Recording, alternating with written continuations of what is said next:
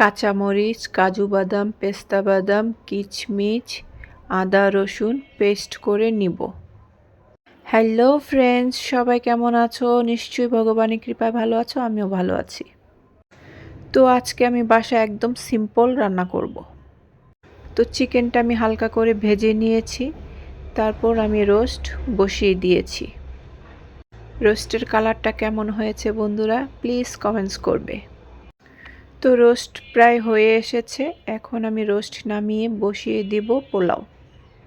তো আজকের পোলাওতে আমি দিয়েছি পেঁয়াজ কুচি, আদা রসুন বাটা, কিচমিচ, কাঁচামরিচ, মটরশুঁটি, গাজর, দুধ দিয়ে পোলাওটা রান্না করলে পোলাওটা খেতে খুবই টেস্ট হয়।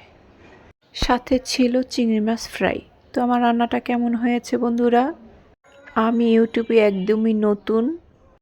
আমার ভিডিও যদি ভালো লাগে আমার চ্যানেলটা অবশ্যই সাবস্ক্রাইব করে দিবে প্লিজ।